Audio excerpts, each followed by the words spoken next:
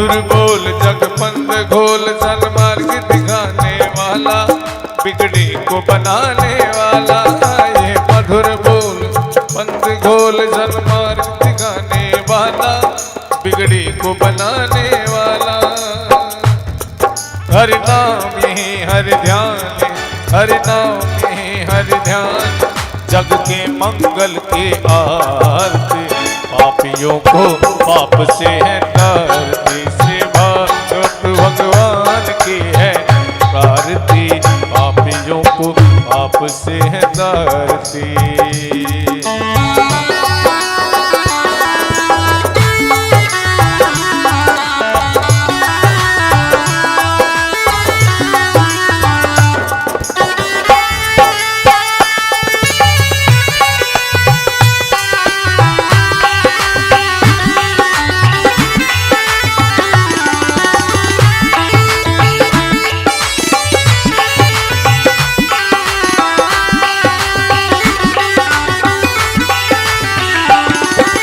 अमर ग्रंथ ये मुक्ति पंथ, ये पंचम वेद निराला, नव ज्योति जगाने वाला।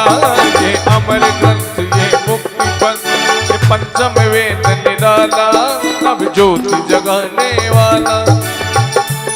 वो श्री राम ही घनश्याम ही, श्री राम ही घनश्याम, प्रभु महिमा की है आरती। पापियों को पाप से है तारती, भागवत भगवान की है आरती। पापियों को पाप से है तारती।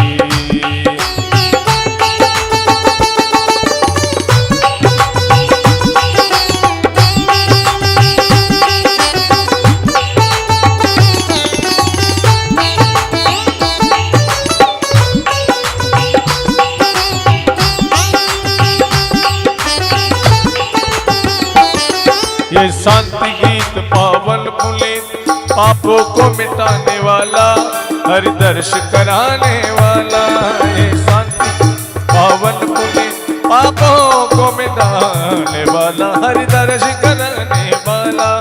ये सुख करनी है दुख हर, ये सुख करनी है दुख हर, श्री मधुसूदन की आरती।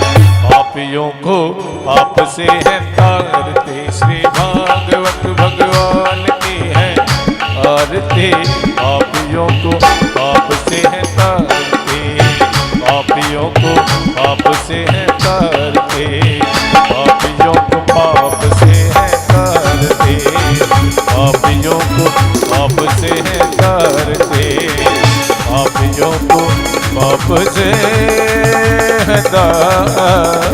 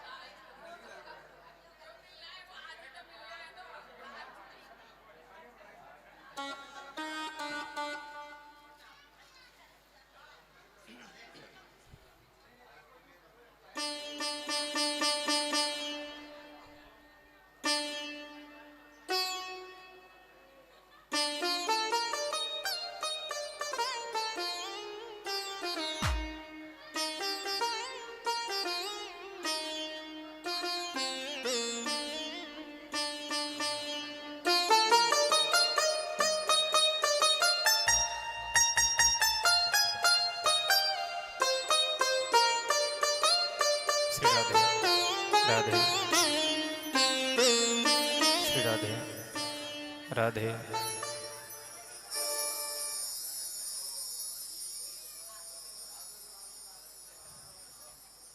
सभी हेलो हेलो।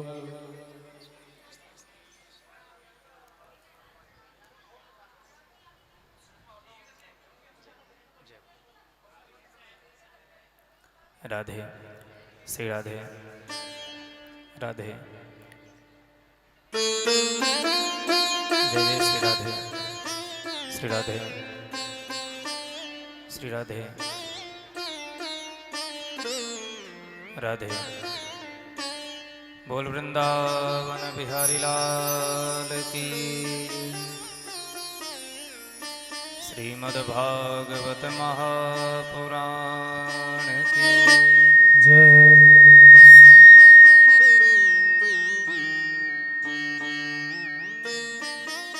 श्री वेदव्यास भगवान की जय।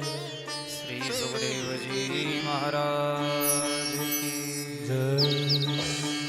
जय जय श्री राधे।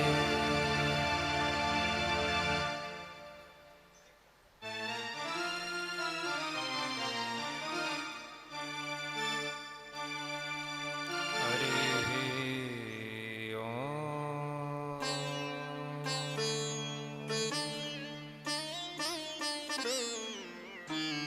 नमः परमहंसास्वादितचरणकमलचिन्मकरन्दाय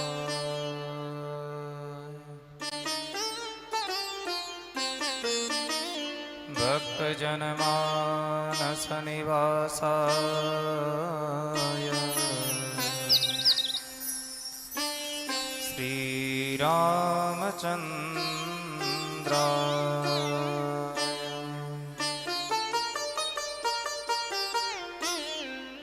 गौरांगं रसमयं नित्यं रसाचार्यं रसोत्सुकम् श्रीमद्रामसेवकदेवाख्यं सद्गुरुं प्रणमाम्यहम्।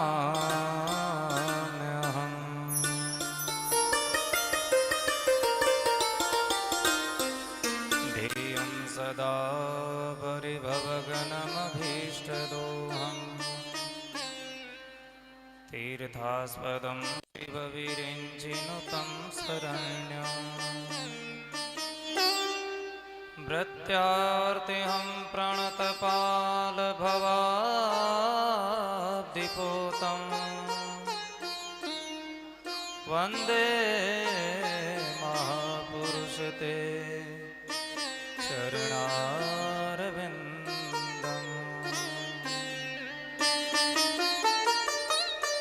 वंशी विभूषितकरार्णवनीरदाभ पीताम्बरादरुणबिम्बफलाधरोष्टा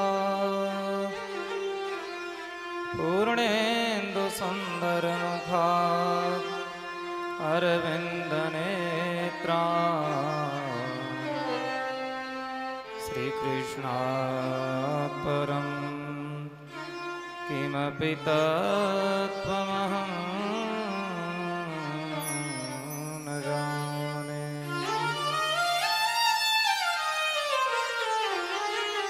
वसुदेवसुतं देवं कंसचाणूरमर्दनं देवकी परमानन्दम्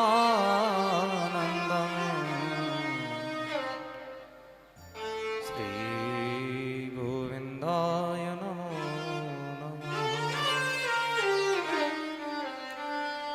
जय जय श्री राधारमण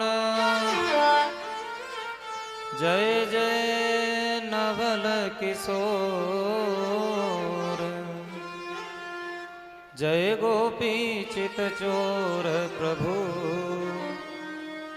जय जय माखन चोर। बोल वृंदावन बिहारी लाल की।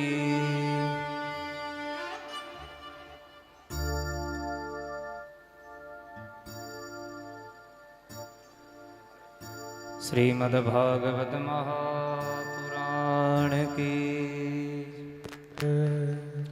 श्री वेदव्यास भगवान की श्री सुखदेव जी महाराज की जय। श्री पितृेश्वर भगवान की जय। जय जय श्री राधे श्याम। परम मंगलमय साक्षात भगवत स्वरूप श्रीमद्भागवत महापुराण अंतर्गत समुपस्थित भक्त वृंद, सभी श्रोता बंधुओं, भक्ति स्वरूपा माताएं, आज हम सभी दिव्य देव दुर्लभ कथा श्रवण हेतु उपस्थित हुए हैं। कल के दिवस की कथा में हमने श्रवण किया कि किस प्रकार से भगवान ने द्वारिकाधीश बनकर माता रुक्मिणी के साथ राक्षस विधि से विवाह संपन्न किया। तो चलिए अपने मन को लेकर चलते हैं पुनः उसी भाव में, और आज की कथा सरिता में अवगाहन करने के लिए आगे बढ़ते हैं। श्री राधे गोविंदा,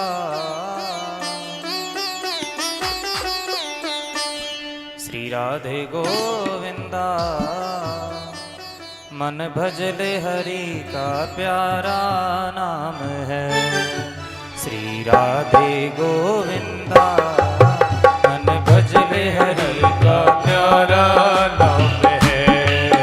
गोपाला हरि का प्यारा नाम है, नंदलाला हरि का प्यारा नाम है। गोपाला हरि का प्यारा नाम है रे, नंदलाला हरि का प्यारा नाम है रे। श्री राधे गोविंदा, मन भजले हरि का प्यारा नाम है।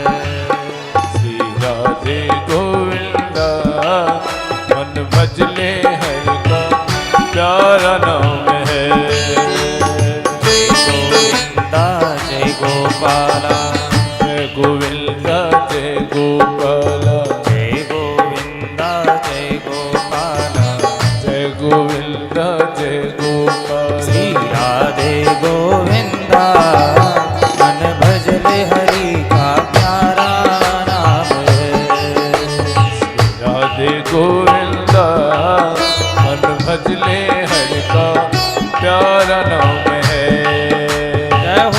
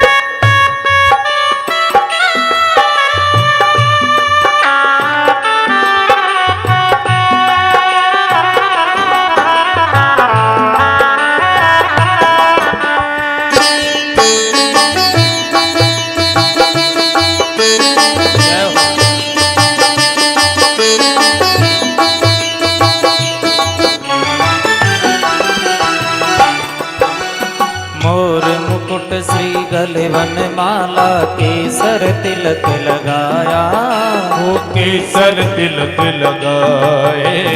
और मुकुट श्री गले वनमाला केसर तिलक लगाए, वो केसर तिलक लगाए। वृंदावन की कुंज गलिन में, वृंदावन की कुंज गलिन में सबको नाच नचाए, हो सबको नाच नचावे। श्री राधे गोविंदा, मन भजले हरि का प्यारा नाम है। श्री राधे गोविंदा, मन भजले हरि का प्यारा नाम है। जय गोविंदा जय गोपाला, जय गोविंदा जय गोपाला।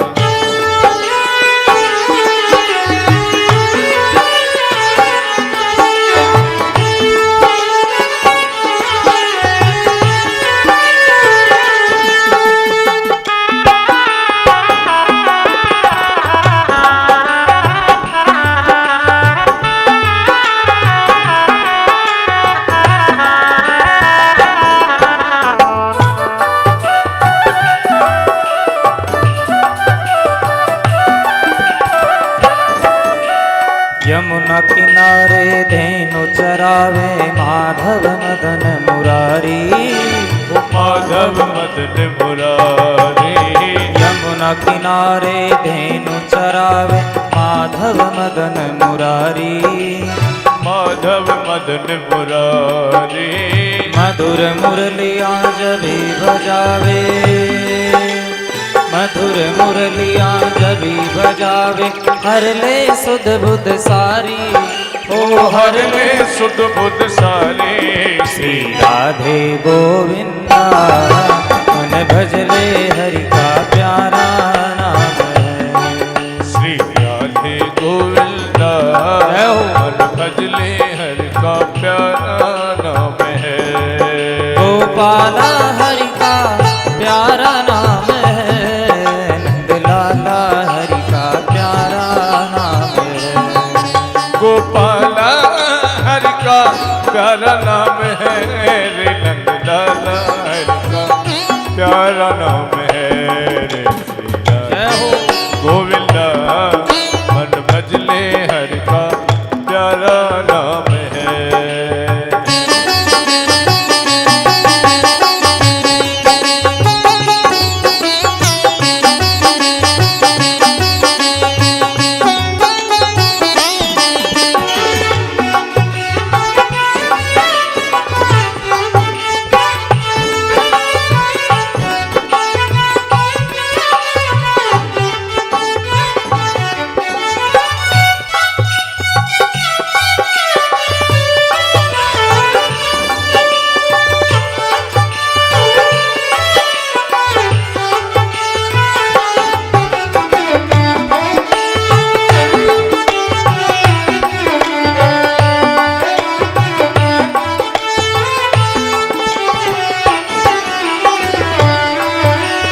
गिरधर नागर कहती मीरा, सूर को श्याम लुभाए। वो सूर को श्यामल भाए। गिरधर नागर कहती मीरा, सूर को श्याम लुभाया। सूर को श्यामल भाया। तुकाराम और नाम देव ने, तुकाराम और नाम देव ने विठ्ठल विठ्ठल गाया। ओ विठ्ठल विठ्ठल गाया। श्री राधे गोविंदा मन भजले हरि का प्यारा नाम है। श्री राधे गोविंदा मन भजले हरि का प्यारा नाम है। गोपाला हरि का प्यारा नाम है, लाला हरि का प्यारा नाम है। गोपाला हरि का प्यारा नाम है रे, नंद लाला हरि का प्यारा नाम है रे। कृष्ण गोविंद हरे मुरारी, हे नाथ नारायण वासुदेवा। श्री कृष्ण गोविंद हरे मुरारी, नाथ नारायण वासुदेवा। हे नाथ नारायण वासुदेवा। हे नाथ नारायण वासुदेवा। हे नाथ नारायण वासुदेवा। हे नाथ नारायण वासुदेवा। हे नाथ नारायण वासुदेवा। श्री कृष्ण गोविंद हरे मुरारी, हे नाथ नारायण वासुदेवा। हरे राम राम राम हरे हरे, हरे कृष्ण कृष्ण कृष्ण हरे हरे। हरे राम राम हरे हरे कृष्ण कृष्ण कृष्ण हरे हरे। हरे राम राम हरे हरे, हरे राम राम हरे हरे। हरे कृष्ण कृष्ण कृष्ण हरे हरे। हरे कृष्ण कृष्ण कृष्ण हरे हरे। हरे राम राम हरे हरे, हरे कृष्ण कृष्ण कृष्ण हरे हरे। हरे राम राम हरे हरे।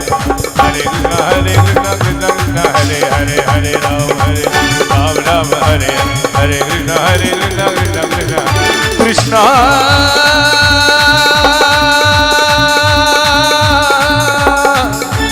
कृष्ण कृष्ण हरे कृष्ण हरे हरे।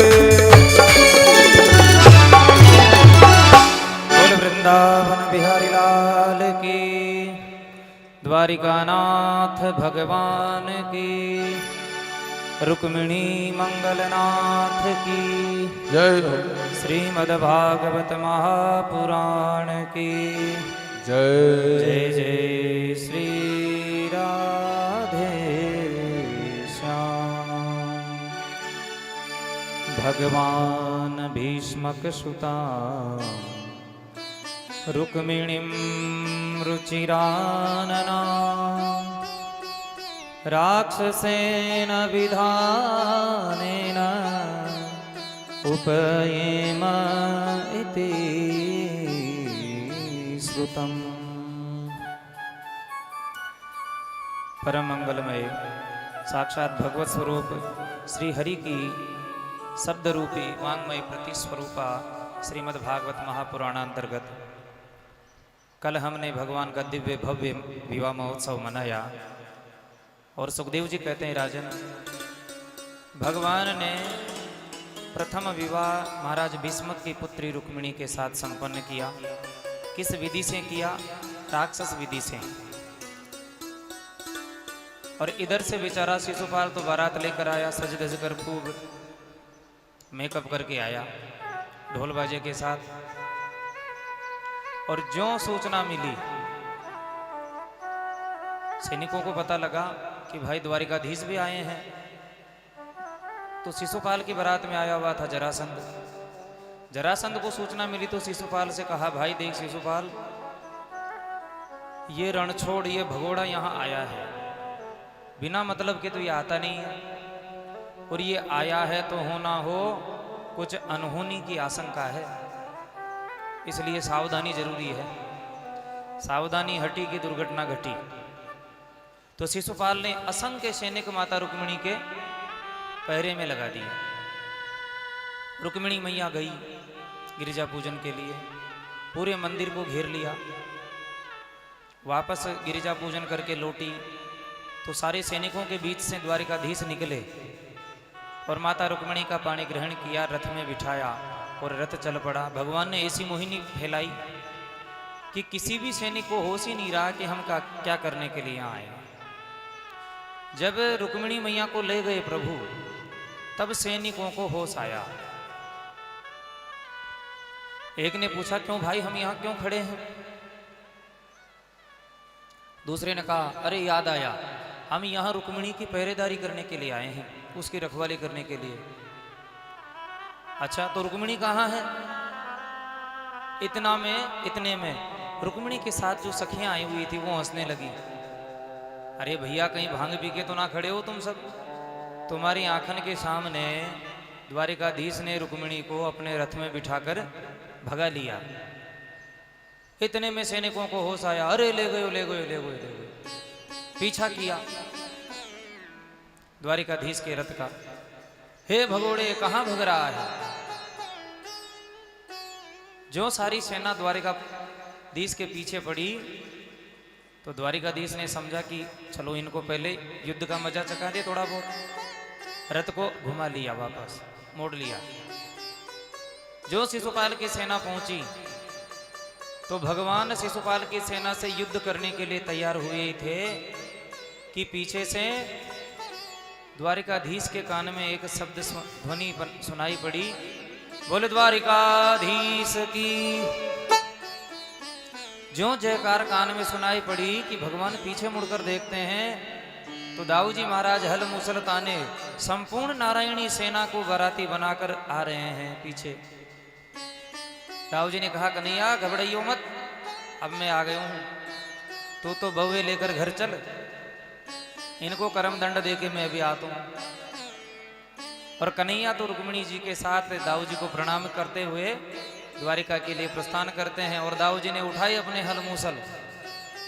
जो भी सैनिक युद्ध करने के लिए आता, हल से उसकी गर्दन पकड़ते और मूसल धमक देते। सारी की सारी सेना भगदड़ मच गई और जाकर शिशुपाल के सामने कहने लगे, महाराज गजब हो गया। क्या हुआ? कि महाराज आपकी होने वाली लुगाई को द्वारिकाधीश भगा के ले गए। अब बताओ, बेचारे उस दूल्हे का क्या हालत हुई होगी। अब शिशुपाल तो ग्लानि में भर गया, रोने लगा। राम राम राम राम, इतना मेकअप करके आया था, आजकल मेकअप कितना महंगा पड़ता है, सारे मेकअप पे पानी भर गया। अरे ढोल बाजे के साथ रुक्मिणी को लेने के लिए डोली लेके आया था, अब मैं बिना दुल्हन के जाऊंगा तो नाक कट गई मेरी तो समाज में। बिना दुल्हन के तो मैं जाऊंगा नहीं, मैं तो आत्महत्या कर लूंगा। जरासंध आया था, जरासंध ने ढांढस बंधाया, सुन भाई सुन, अरे देख सुने, इस भगोड़े द्वारिकाधीश ने मुझे एक बार नहीं 17 बार तक हराया है, लेकिन मैंने हिम्मत नहीं हारी। और 18वीं बार में मैंने ऐसा आक्रमण किया कि इसको भागते रास्ता नहीं मिला। आज भी समुद्र की शरण में द्वारिकाधीश बनकर बैठा हुआ है, मेरे सामने आने की हिम्मत नहीं है यहाँ में। शिशुपाल को हिम्मत आ गई कि देखो हमसे भी बड़े बड़े बेशर्म बैठे हैं, तो हम एक बार में क्यों मरे। मरने का प्रोग्राम कैंसिल। लेकिन रुक्मिणी जी का जो बड़ा भाई था रुक्मी, अब जो जिस गांव में रहता है उसको गांव के शॉर्टकट रास्ते मालूम होते हैं कि कौन सा रास्ता रोड पे निकलेगा। तो इसने रुक्मी ने क्या किया, शॉर्टकट रास्ता अपनाया और द्वारिकाधीश के रथ के सामने जाकर खड़ा हो गया। हे भगोड़े, मेरे जिंदा रहते तो मेरे बहन को नहीं ले जा सकता। भगवान ने कहा तो तुम रोकोगे हमें? रुक्मी ने कहा कि हाँ। तो भगवान ने दिव्य अपने सुदर्शन चक्र से रुक्मी को परास्त किया, बांधकर पटक दिया और अपनी कटार निकाली बगल से और उसका सिर मूंड दिया। सिर के सारे बाल मूंड दिए भगवान ने। इतने में पीछे से दाऊ जी आ गए, डांटते हुए बोले, अरे द्वारिकाधीश ये कन्हैया, अरे भैया तूने नाईगिरी को काम कब से सीख लियो? लेकिन कन्हैया ये उचित नहीं है। सौरे सप्तादशाहम वे संयुगानि पराजिता त्रयो विंशति विसैन्येर जिज्ञे एकमहं परम। कन्हैया तुमने ये उचित नहीं किया। भाई जैसा भी है तुम्हारा साला है, और साले के ऐसा सिर मूंड दिया आज ही ब्याह के दिन ही कि जिंदगी में किसी को सिर उठाकर दिखाने लायक ना बचा। डांटा प्रभु को। अब वध तो कैसे करते, क्योंकि रुक्मिणी जी ने पहले ही पत्र में प्रोग्राम बनाकर फिक्स किया था कि मारना मत। तो भगवान ने दैहिक वध नहीं किया और रुक्मी के सिर के बाल मूंडकर उसका अपमान करके छोड़ दिया। रुक्मी को यह अपमान मृत्यु के समान लगा कि अब तो मैं किसी को मुंह दिखाने लायक नहीं बचा। प्रण किया कि मैं कभी भी लौटकर अपने गांव में नहीं जाऊंगा। तो रुक्मी ने अलग ही नगर बसा लिया और उसी में रहने लगा।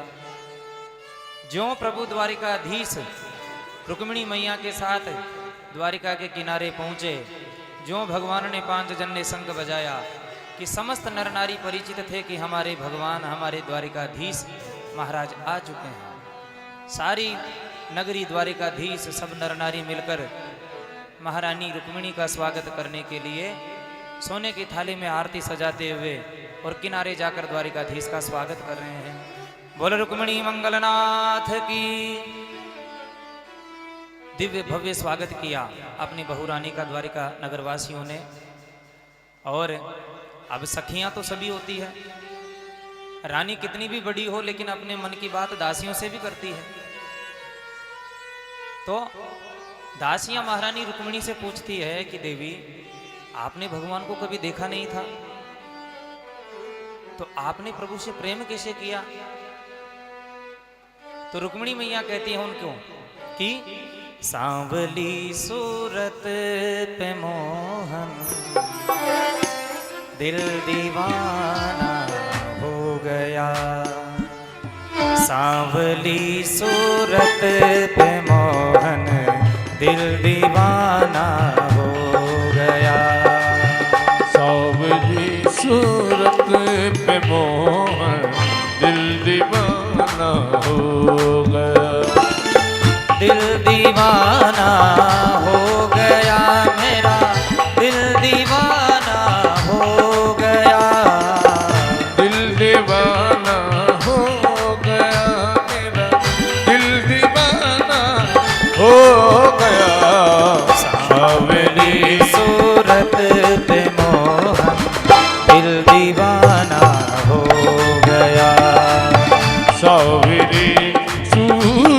पे मोह दिल दीवाना हो। जय हो।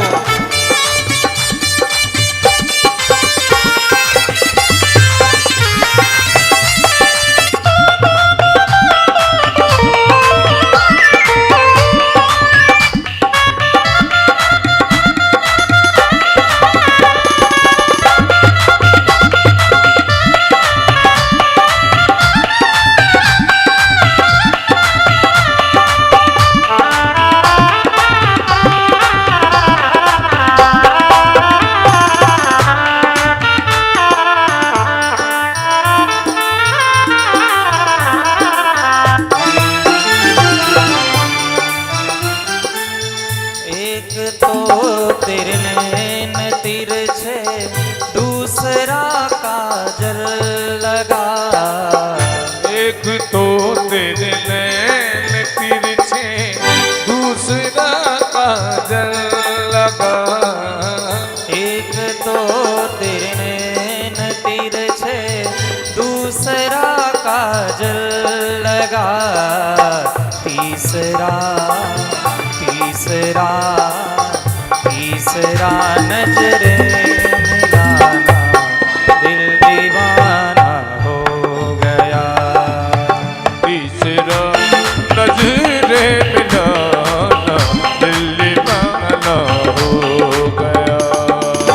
सावली सूरत पे मोहन, दिल दीवाना हो गया। सावली सूरत पे मोहन दिल दीवाना हो गया।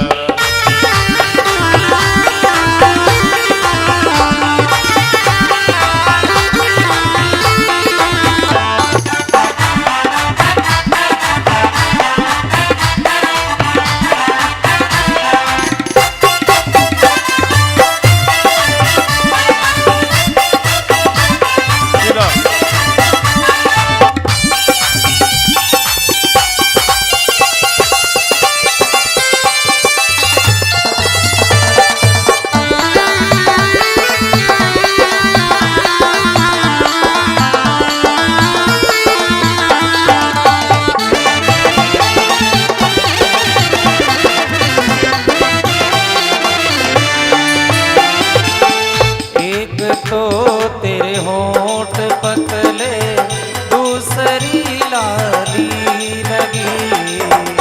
एक तो तेरे होठ पतले, दूसरी लाली लगी। एक तो तेरे होंठ पतले, दूसरी लाली लगी। तीसरा तीसरा तीसरा तेरा मुस्कुराना, दिल दीवाना हो गया। तीसरा तेरा मुस्कुराना, दिल दीवाना हो गया। दिल दीवाना हो गया मेरा, दिल दीवाना हो गया। दिल दीवाना हो गया मेरा, दिल दीवाना हो गया। सावली सूरत पे मोहन दिल दीवाना हो गया। जय हो।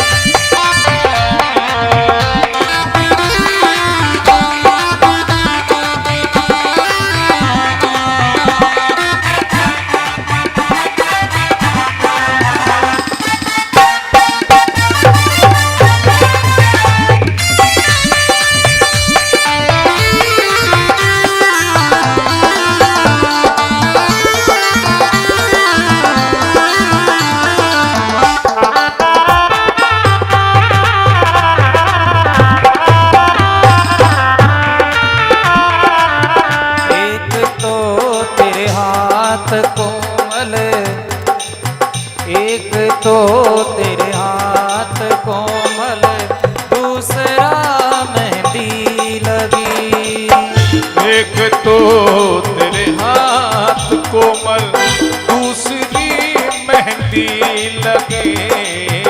एक तो तेरे हाथ कोमल दूसरा मेहंदी लगे।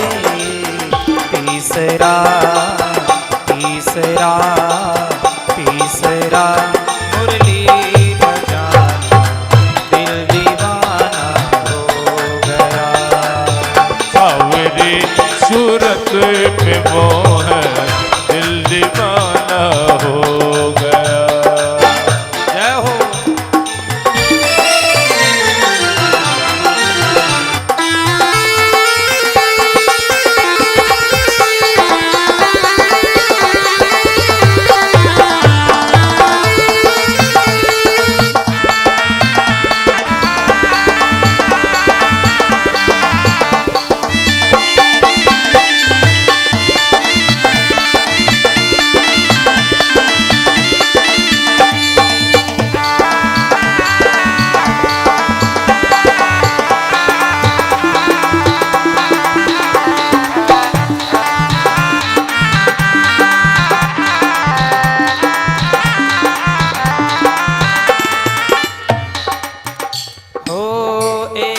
तो तेरे पाँव नाजुक दूसरा पायल बंदी। एक तो तेरे पाँव नाजुक दूसरी पायल बंधी। एक तो तेरे पाँव नाजुक दूसरा पायल बंदी। तीसरा तीसरा तीसरा घुंघरू बजाना दिल दीवाना हो गया। सावरी सूरत पे मोह दिल दीवाना हो गया। दिल दीवाना हो गया मेरा दिल दीवाना हो गया। दिल दीवाना हो गया मेरा दिल दीवाना हो गया। सावरी सूरत पे मोहन दिल दीवाना हो गया। सावरी सूरत पे मोह दिल दीवाना हो गया। मेरा दिल दीवाना हो गया। मेरा दिल दीवाना हो गया। मेरा दिल दीवाना हो गया। बोल रंग रसिया श्याम की, द्वारिका नाथ भगवान की जय जय श्री राधे।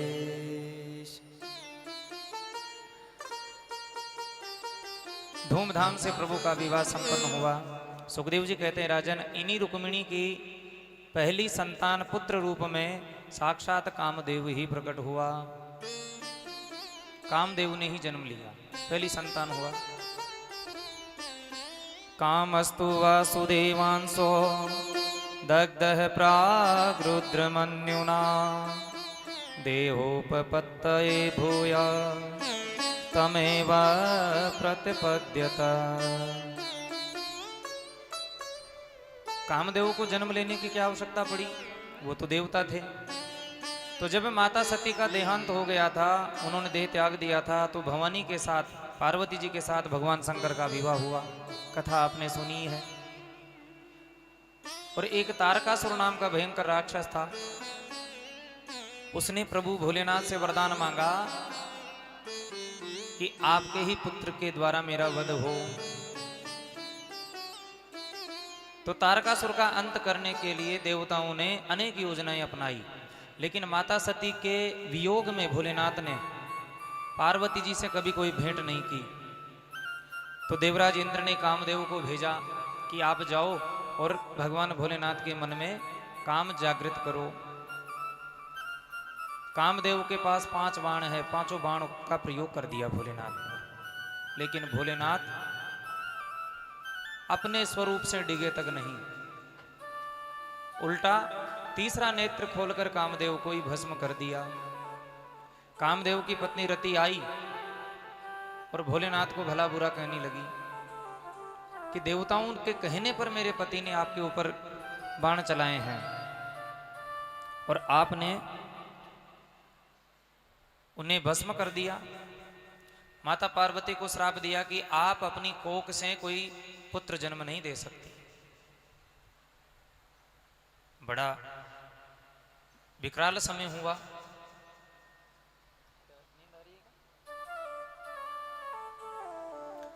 माता पार्वती को जब श्राप दिया रति ने, तो भोलेनाथ प्रसन्न हुए। तो भोलेनाथ प्रसन्न होने के बाद रति से कहते हैं कि कृष्ण तनय हो हई पति तोरा, कृष्ण तनय हो यही पति तोरा, कृष्ण तनय हो यही पति तोरा, कृष्ण तनय हो यही पति तोरा, बचन अन्यथा कोई न मोरा, बचन अन्यथा होई न मोरा, कृष्ण तनय हो आई पति तोरा। कृष्ण तनय होई पति तोरा। भगवान भोलेनाथ ने आशीर्वाद दिया कि तुम्हारा पति द्वापर युग में जब भगवान का अवतार होगा कृष्ण रूप में, तो उन्हीं के पुत्र रूप में अवतार लेगा, जन्म लेगा। आज स्वयं कामदेव ही माता रुक्मिणी के गर्भ से जन्म लेते हैं। जन्म लेते एक सम्रासुर नाम का राक्षस दासी का वेश बनाकर माता रुक्मिणी के कक्ष में घुसता है, बालक को उठाता है और बाहर ले जाकर समुद्र में डाल देता है। उस बालक को एक मछली ने निगल लिया। संयोग से वो मछली किसी मल्लाह के मछुआरे के जाल में फंस गई। जब मल्लाह ने मछली को देखा तो बड़ी सुंदर मछली थी, तो उसने सोचा क्यों ना इस मछली को हम हमारे महाराज सम्रासुर को दे दें, भेंट कर दें उपहार स्वरूप। वो मछली सम्रासुर को दे दी गई। सम्रासुर ने अपनी रसोई में मछली को भिजवाया। जब मछली को चीरने लगे तो उसमें से बालक के रोने की आवाज आने लगी। नारद जी ने दौड़ लगाई, रति से जाकर कहा कि तुम्हारे पति का जन्म हो गया है। कहाँ है? सम्रासुर की रसोई में। तो रति दासी का भेष बनाकर आई और सम्रासुर से बचाकर उस बालक का लालन पालन पोषण करने लगी। बालक धीरे धीरे बड़ा हुआ, नवयौवन संपन्न हुआ, जवान हुआ। तो रति की भावना बदलने लगी। रति ने मां के समान पालन किया है, लेकिन अब जो भाव बदल रहा है वो एक कामिनी नारी के भांति भाव बन रहा है। तो उस नौजवान ने कहा कि देवी, आपके भाव क्यों बदल रहे हैं? तब रति ने कहा कि महाराज, मात्र भावमतिक्रम में वरत से कामिनी यथा।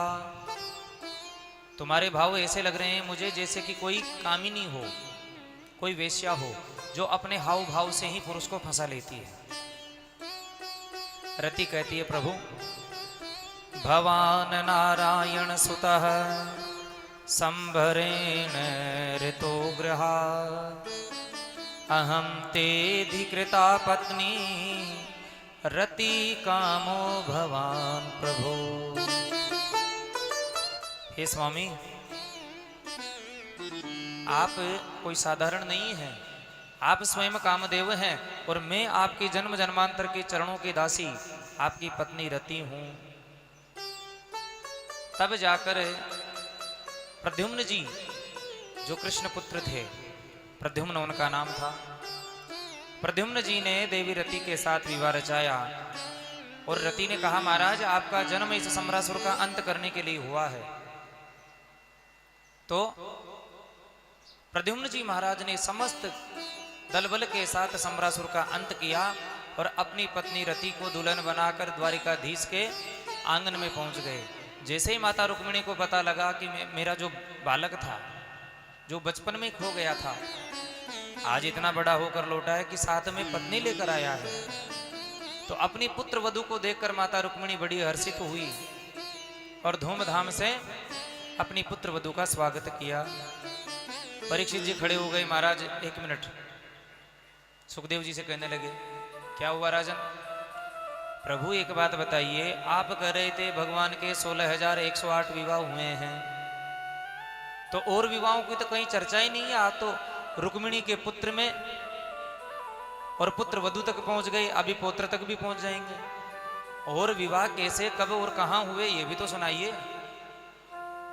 तब सुखदेव जी सावधान हुए और कहते हैं, राजन भगवान के 8 विवाह तो अलग अलग ही हुए और 16,100 विवाह एक ही दिन, एक ही समय, एक ही मुहूर्त में हुए। कैसे हुए महाराज? सुखदेव जी सुनाते हैं, सत्राजित नाम का एक राजा था जिसके पास एक मणि थी, शमंतक मणि। वो मणि साक्षात सूर्य नारायण ने दी थी उन्हें। और उस मणि का चमत्कार ये था कि रोजाना सूर्य उदय होते ही 8 भार सोना वो देती थी। एक भार का मतलब होता है लगभग 20 तोला। अब 20 तोले के हिसाब से 8 भार का आप गणना लगा लीजिए। इसीलिए तो हमारा देश सोने की चिड़िया था। अरे मोहम्मद गौरी ने जब सोमनाथ का मंदिर तोड़ा था तो कितना सोना उसमें से निकाल के लेके गया था। लेकिन हम पढ़ते कहाँ हैं? व्हाट्सएप फेसबुक ज्यादा चलाते हैं। हमारा इतिहास मिटा दिया गया, उसे हम पढ़ते नहीं है। महाराणा प्रताप जिन्होंने धर्म की रक्षा के लिए वन वन भटकते हुए दोब को पीस कर पानी में घोल कर उसे पीकर जीवित रहे। ये गडरिया जो लोहार है ना, ये उन्हीं की सेना है, महाराणा प्रताप की। लेकिन महाराणा प्रताप महान ना होकर अकबर को महान बता दिया गया। भारत एक ऐसा देश है जिसका इतिहास किसी विदेशी ने लिखा है और हम उसे मान भी रहे हैं। आप दिल्ली में घूमते होंगे, दिल्ली में पूरी जितनी भी सड़कें हैं उनके नाम मुगलों के नाम पर है। क्यों भाई? 200 वर्षों तक अंग्रेजों ने राज कर लिया, 75 वर्ष आजादी के हो गए हैं, तो अब तो पलटो। लेकिन अब जब नाम पलटे जा रहे हैं तो कई लोगों को मिर्ची लग रही है, तो चोर चोर मोसेरे भाई सब एक होते जा रहे हैं महागठबंधन के रूप में। लेकिन महागठबंधन मत समझो, उसे महाठगबंधन समझो। जिन्होंने इतने वर्षों तक राज किया लेकिन फिर भी जो कुछ नहीं कर पाए, आज वो करें कि हम जब सत्ता में आ जाएंगे तो कैसा कर लेंगे। क्यों भाई? इतने वर्षों तक तो किया थे, क्यों नहीं कर पाए पहले? कहने का मतलब यह है कि हमारे इतिहास को मिटा दिया गया है। नालंदा और तक्षशिला पूरे विश्व के सबसे बड़े, जिसे हम आजकल यूनिवर्सिटी कहते हैं, वो 2 यूनिवर्सिटी केवल भारत में ही थी, जहां से दूर दूर से विदेशी आकर शिक्षा ग्रहण करते थे। इतिहासकारों ने लिखा है कि जब नालंदा विश्वविद्यालय को जलाया गया तो इतने दिनों तक उसके ग्रंथ, उसकी किताबें जलती रही कि 3 महीने तक उसमें से लपटें निकलती रही थी। कितने ग्रंथ जलाए होंगे हमारे। ये तो जिन संतों को ग्रंथों का ज्ञान था उन्होंने अपने हाथों से ये ग्रंथ वापस बनाए हैं गुरु परंपरा के अनुसार। वेदों का नाम है श्रुति। श्रुति कहते हैं जिसे श्रवण करके धारण किया जाता हो, सुनने मात्र से। इसलिए हमारे धर्म शास्त्र बचे हुए हैं, क्योंकि ऐसे ऐसे पावन दिव्य संत आज भी हमारे सामने हैं। आप कुंभ के मेले में कभी गए होंगे, उस समय आपने देखा होगा कि नागा साधुओं का जो सर्वप्रथम जो जत्था आता है स्नान करने के लिए, और जो स्नान करके कुंभ समाप्त हुआ कि वो कहाँ चले जाते हैं किसी को कोई पता नहीं है। और जहां कुंभ होता है वहां लाखों की संख्या में आते हैं। तो ऐसे उच्च कोटि के संत आज भी हमारे इस भारत भूमि में हैं। तो ये मणि रोजाना 8 भार सोना देती थी। एक भार का मतलब लगभग 20 तोला। तो सुखदेव जी कहते हैं, राजन एक दिन इस मणि को ये गले में पहनकर भगवान की सुधर्मा सभा में गया। तो जैसे ही सभा में प्रवेश किया कि समस्त द्वारिका वासियों ने देखा, यदुवंशियों ने, कि उस मणि में से ऐसा दिव्य प्रकाश निकल रहा है कि मानो साक्षात सूर्य ही चलकर आ रहे हों। उद्धव जी ने भगवान से पूछा, प्रभु ये कौन है जो सूर्य की भांति नजर आ रहे हैं? भगवान ने कहा कि भाई ये सूर्य नहीं है, ये सूर्य का उपासक है, राजा सत्राजित है। सूर्य ने प्रसन्न होकर इनको ये मणि दी है और इस मणि का ये प्रभाव है। जब राजा सत्राजित भगवान से मिलकर लौटने लगा तो कुछ यदुवंशियों ने कहा कि भाई इस मणि को तुम ऐसा करो, द्वारिका नाथ को भेंट कर दो। देखें तो यह मणि से भगवान की कैसी शोभा लगती है। लेकिन इसने दो टूक मना कर दिया कि हम ऐसे ही थोड़े दे देंगे, हमने सूर्य नारायण की उपासना की है तब जाकर हमें यह मणि प्राप्त हुई है, बिना किसी परिश्रम के हम यह मणि नहीं देने वाले। दो टूक ना कर दिया। सारे यदुवंशी उदास होकर रह गए। और सुखदेव जी कहते हैं, राजन सभी यदुवंशी मुंह लटका कर रह गए। अब एक दिन की बात है, सत्राजित का छोटा भाई था प्रसेन, उसने कहा कि भैया रोजाना आप ही इस मणि को पहनते हैं, एक दिन हमें भी पहना दीजिए। तो उस मणि ने, सत्राजित ने मणि को पहना दिया प्रसेन को। प्रसेन मणि को पहनकर शिकार खेलने के लिए जंगल में चला गया। जंगल में इसका सामना एक शेर से हो गया और शेर के आक्रमण में घोड़ा सहित प्रसेन मारा गया। शेर को बड़ा कौतूहल हुआ कि यह प्रकाश काहे में से निकल रहा है। मणि को मुंह में दबाया शेर और भीतर जंगल में भाग गया। उसी जंगल में विचरण कर रहे थे रामादल के जामवंत जी महाराज। जामवंत जी ने जब देखा कि इस शेर के मुख से यह प्रकाश कैसा निकल रहा है, तो जामवंत जी ने शेर को ललकारा और जामवंत जी ने एक मुक्का शेर के मुंह पर मारा कि मुंह से खून निकलते हुए मणि तो नीचे गिर पड़ी और शेर भी मर गया। उस मणि को जामवंत जी ने उठाया और अपनी गुफा में ले जाकर अपनी कन्या को दे दी कि बेटी तुम्हारे लिए खिलौना लाया हूं, इससे खेलो, ये तुम्हारा उपहार है। जब 2-4 दिनों तक प्रसेन नहीं लौटा तो एक दिन रात्रि में सोते समय सत्राजित ने अपनी पत्नी से कहा कि देवी मेरा भाई नहीं लौटा, जब से मणि पहनकर गया है तब से वापस नहीं आया। और मुझे लगता है कि एक बार मैं भगवान द्वारिकाधीश के सभा में गया था तो कुछ यदुवंशियों ने उस मणि को मुझसे मांगा था, तो हो सकता है मैंने मणि दी नहीं, तो द्वारिकाधीश के इशारे पर ही मेरे भाई की हत्या की हो। ये बात धीरे धीरे सत्राजित ने अपनी पत्नी को बताई और कहा कि देवी अभी तक इस बात का कोई प्रमाण नहीं है, इसलिए किसी से कहना मत। अब 2-5 दिनों तक तो सत्राजित की पत्नी ने इस बात को अपने पेट में रखा, लेकिन माताओं का स्वभाव है ज्यादा पेट में रख नहीं सकती किसी भी बात को। ज्यादा दिनों तक रखने लग जाए तो पेट दर्द होने लग जाता है इनको। तो जब सत्राजित की पत्नी को पेट दर्द ज्यादा होने लगा तो इसको पड़ोसिन के पास जाना ही पड़ा। और ये पड़ोसिन से जाकर कहती है कि देख बहन, तुझे सौगंध है किसी से कहना मत, एक बात बता रही हूं। हाँ बता बहना। कि मेरे पति को लगता है कि मेरे देवर की हत्या द्वारिकाधीश ने उस मणि को लेने के लिए करवाई है, लेकिन बहन अभी तक इसका प्रमाण नहीं है, किसी से कहना मत। पड़ोसी ने बोली, अरे बहन तुम मुझे पे विश्वास नहीं करती, जैसे तूने किसी को नहीं बताया मैं भी किसी को नहीं बताऊंगा। और पड़ोसिन ने अपनी अड़ोसन को बताया, फिर अड़ोसन ने अपनी पड़ोसन को बताया। तो ऐसे करने करने च जपन जना, कानों कानों में बात फैलती फैलती द्वारिकाधीश के कानों तक पहुंच गई। द्वारिकाधीश ने सोचा, लो लेना ना देना मगन रहना, हमने ना तो मणि ली ना मणि का कोई काम, बिना मतलब बैठे बिठाए कलंक लग गया। ये कलंक क्यों लगा? अपने विद्वान ब्राह्मणों को बुलाया, उनसे पूछा। ब्राह्मणों ने कहा, महाराज आपने भाद्रपद कृष्ण पक्ष की चतुर्थी के दर्शन, चांद के दर्शन किए थे, इसलिए आपको ये कलंक लगा है, क्योंकि उस दिन कलंक चतुर्थी होती है। तो भगवान ने उस चौथ के चांद को ही आशीर्वाद दे दिया कि आज से इस दिन जो भी चंद्रमा के उदय होते ही दर्शन करेगा, अर्घ देगा, उसको जीवन में कभी कलंक नहीं लगेगा।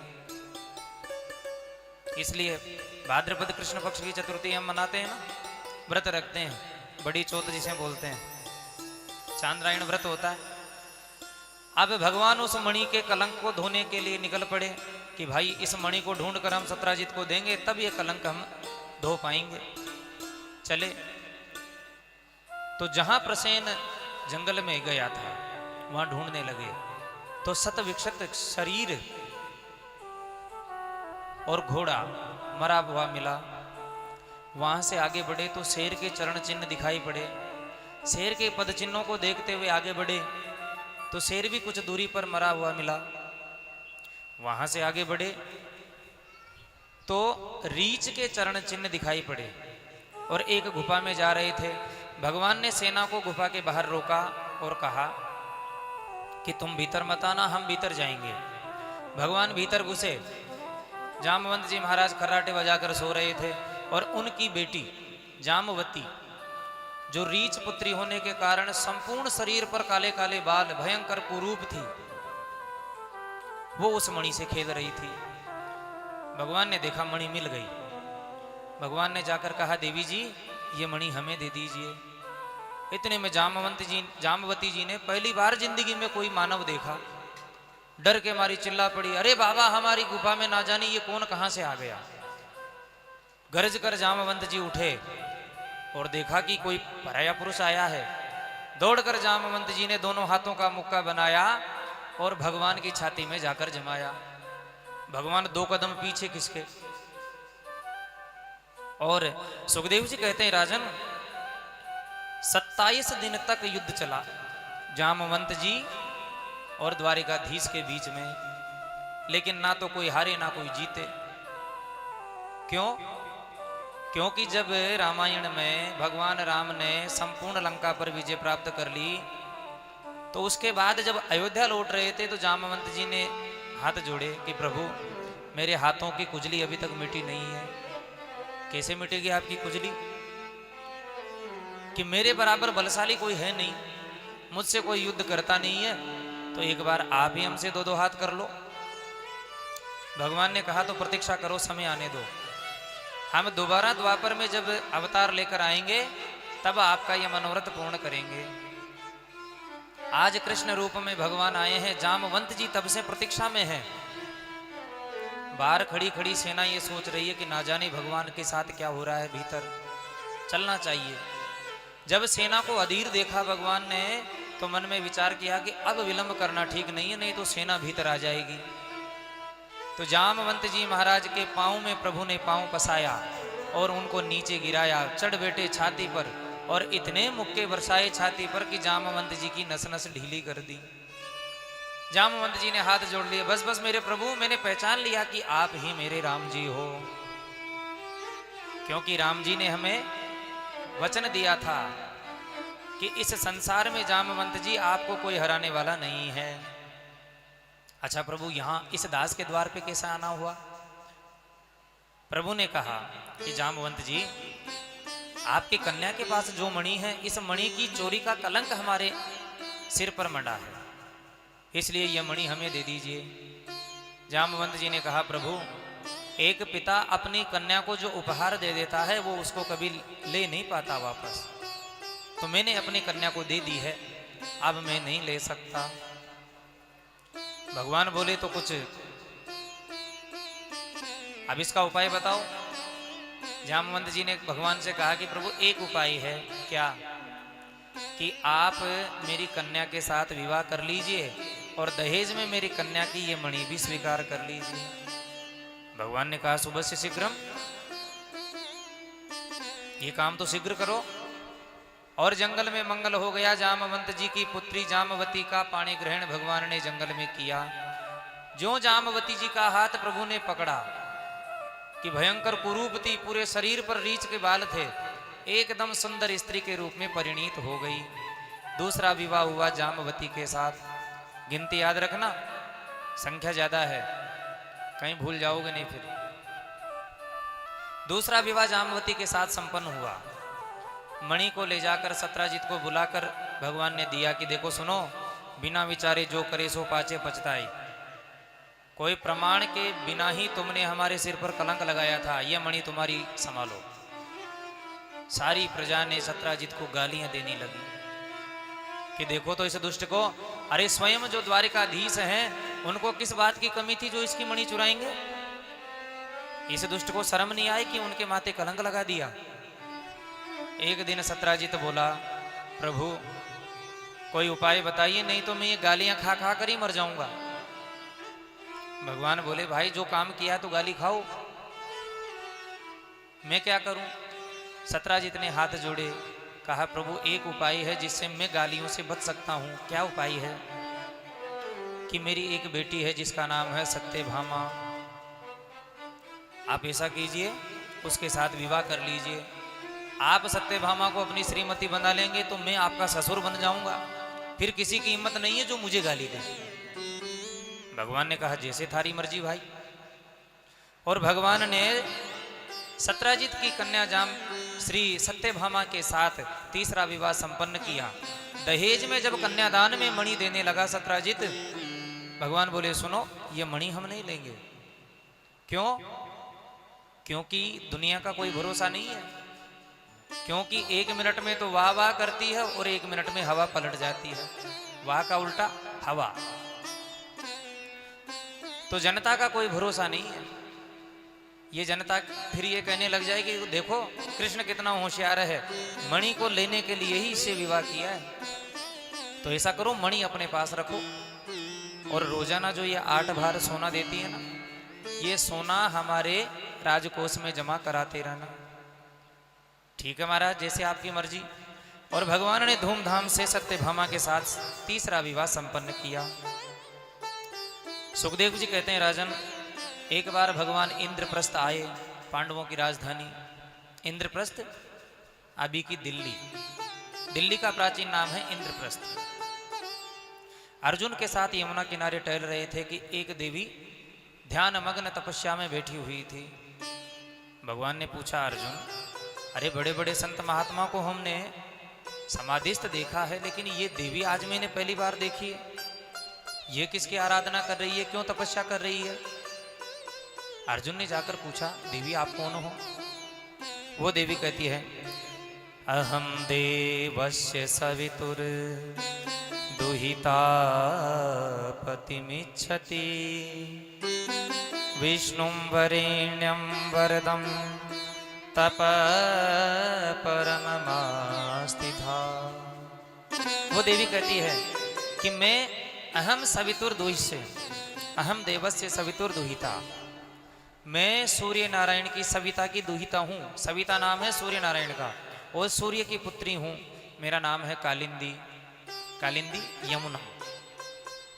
और मैं भगवान विष्णु को ही पति रूप में पाना चाहती हूँ, इसलिए तप कर रही हूँ। अर्जुन भगवान की तरफ हंसते हुए बोले, प्रभु आपकी बृहस्पति बड़ी जोर की चल रही है। क्यों, क्या हुआ? क्योंकि ये देवी जी भी आपके ही चक्कर में तपस्या कर रही है।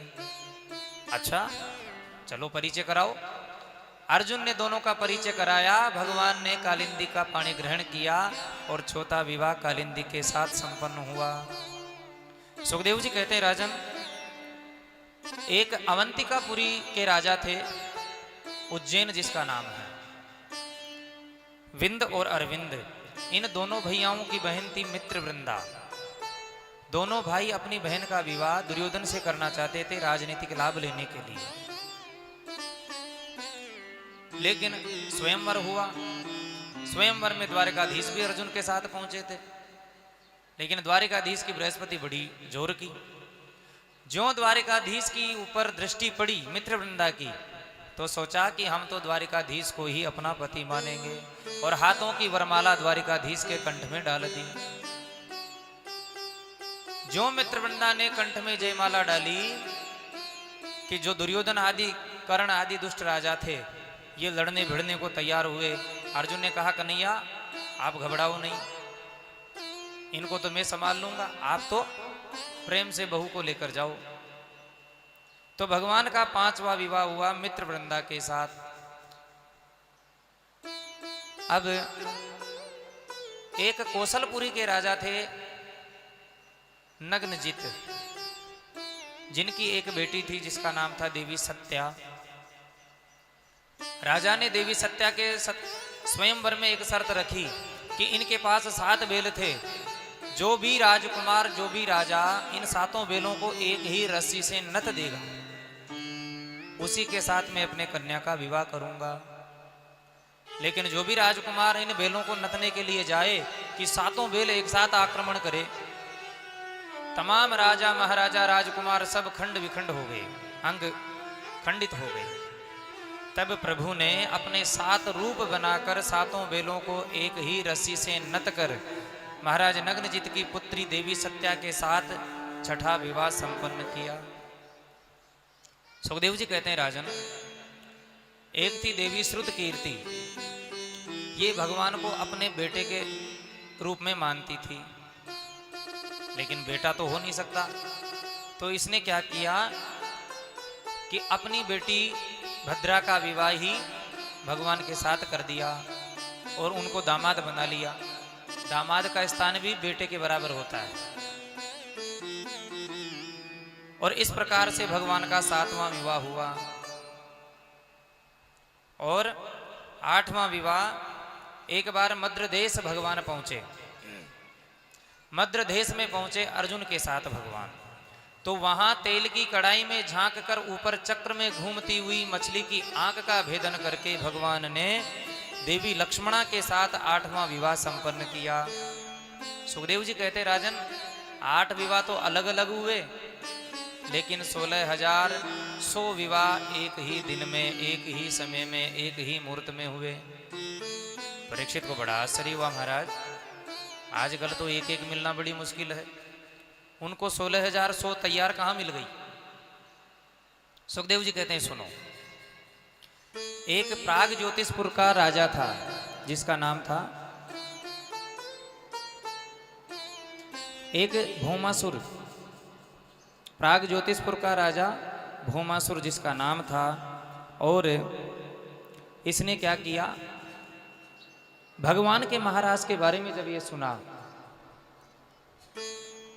तो इसने मन में विचार किया कि हम भी रास रचाएंगे और 20,000 राजकुमारियों के साथ एक साथ विवाह रचाएंगे, रास रचाएंगे। तो जिस राजा के राज्य में यह आक्रमण करता, उसको जीत लेता, तो वहीं की राजकुमारियों को हरण करके अपने देश में लाकर कैद कर लेता। सुखदेव जी कहते हैं राजन, ये भौमासुर जिस राज्य को जीत कर राजकुमारियों का हरण करके आता, तो संख्या हो गई राजकुमारियों की 16,100। 16,100 राजकुमारियों को इसने बंदी बना लिया। तो राजकुमारियों ने एक दिन भगवान से प्रार्थना करी मनी मनी कि हे प्रभु, आपका नाम लेने मात्र से जीव तमाम बंधनों से मुक्त हो जाता है, तो क्या हमारी मुक्ति आप नहीं कर पाएंगे। भगवान ने मन से जब इनका आग्रह स्वीकार किया, तो अपनी पत्नी सत्यभामा को साथ में लेकर गरुड़ आरूढ़ होकर, सभार्या गरुड़ोरूढ़ प्राग ज्योतिषपुरम ययो हो। भगवान गरुड़ पर आरूढ़ होकर देवी सत्यभामा को साथ में लेकर इस भौमासुर के प्राग ज्योतिषपुर में आ पहुंचे। लेकिन इसका बड़ा विशाल साम्राज्य था नरकासुर का। सर्वप्रथम इसके राज्य के चारों ओर एक गहरी खाई, उस खाई को पार नहीं कर सके कोई, इतने भयंकर जलचर जीव उसमें रहते थे। खाई को कोई पार कर जाए तो आगे बहुत ऊंचा परकोटा, इतना ऊंचा परकोटा था कि उसको कोई लांग नहीं सके। परकोटे को कोई लांग जाए तो आगे परकोटे के लांगते ही भयंकर अग्नि की दीवार चारों ओर।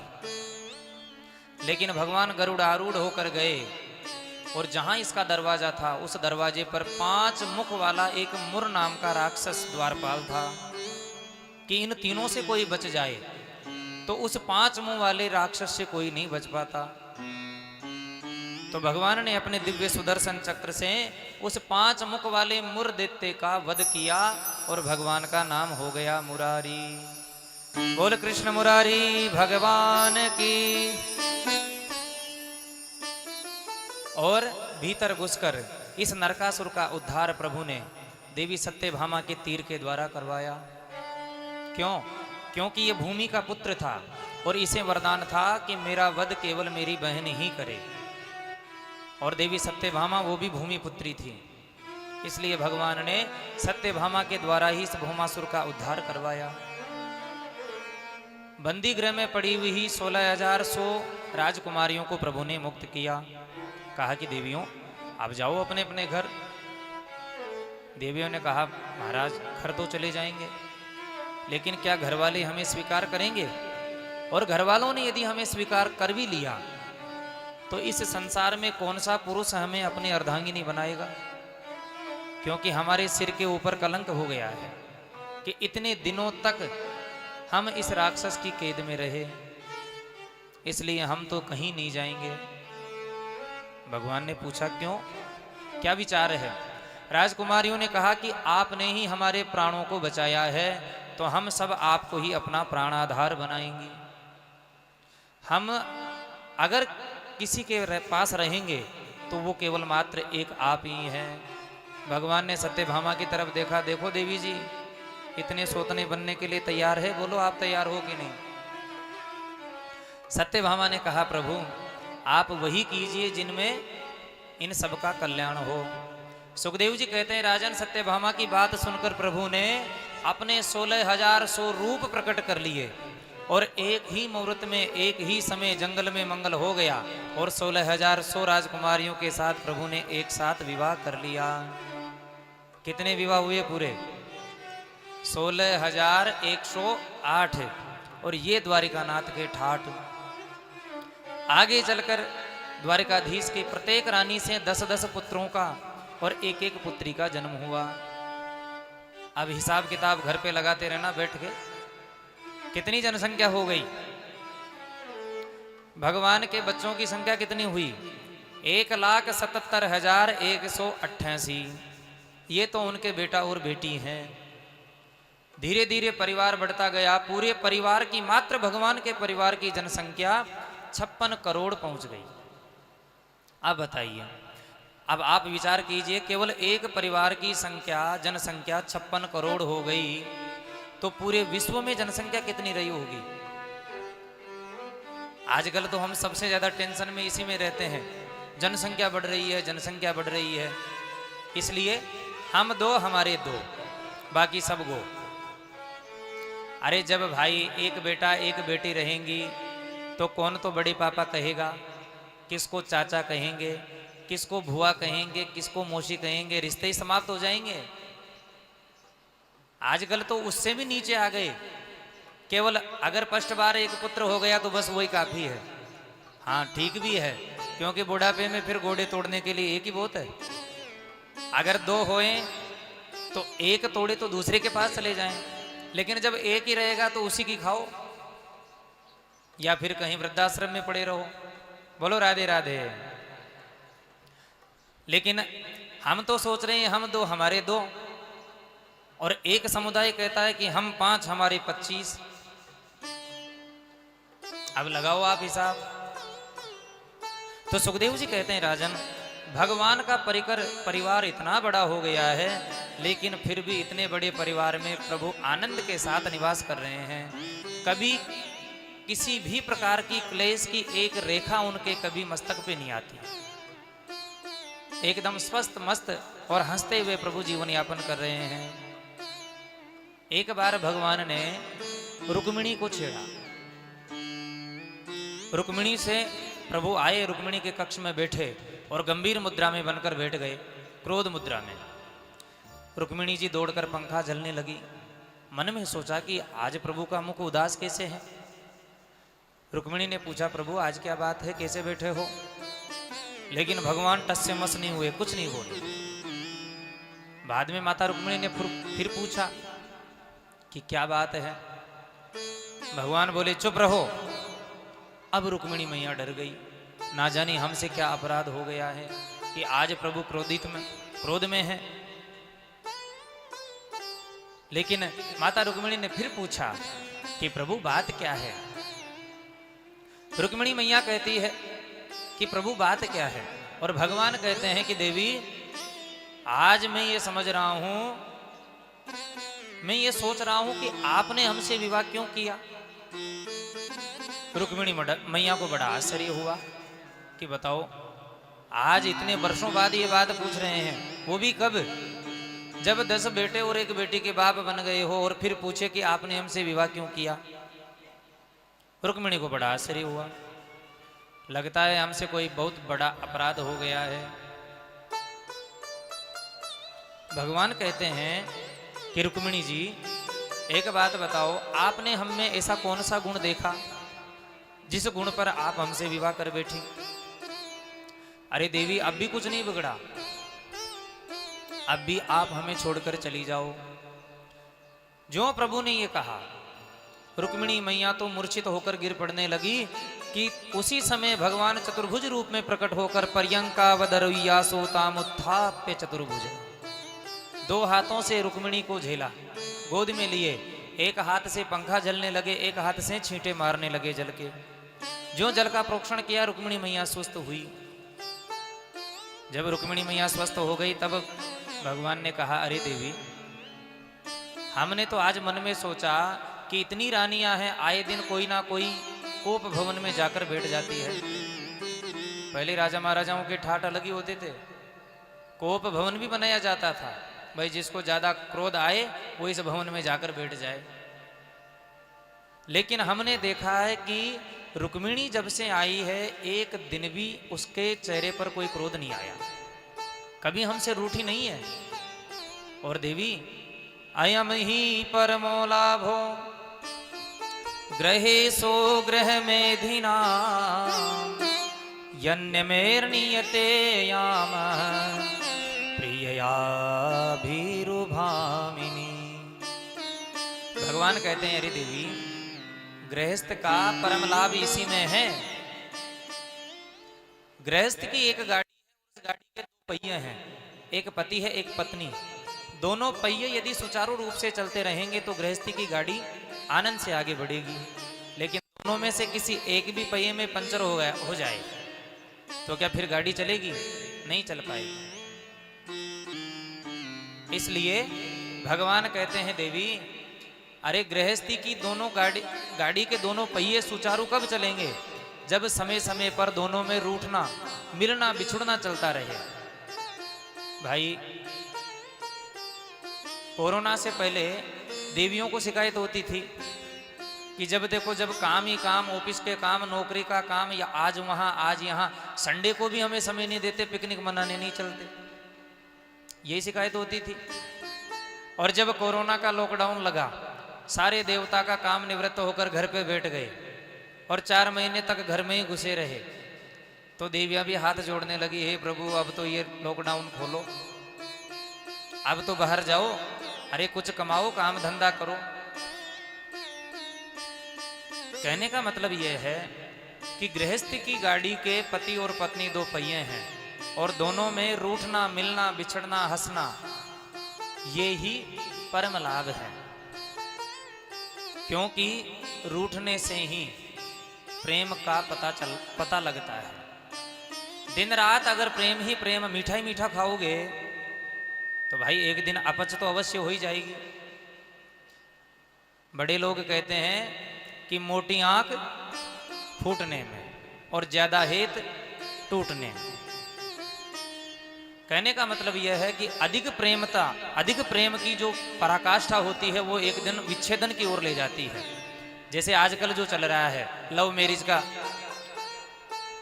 प्रचलन जो बढ़ रहा है धीरे धीरे, और कई लोग हमसे कहते हैं महाराज इसमें गलत क्या है, भगवान ने भी तो रुक्मिणी जी के साथ किया था। अरे करम फूटे, ये तो देख कि वो राजा थे और जिसको भगाया वो एक राजकुमारी थी, दोनों बराबर के थे, जाति का भेद थोड़े था।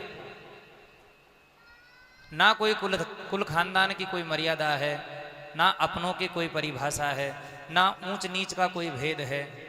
चलिए मान लेते हैं हमारी कोई जातियां नहीं है, 4 वर्ण हैं। किसी भी शास्त्र में जातियों का उल्लेख नहीं है, वर्ण का उल्लेख है।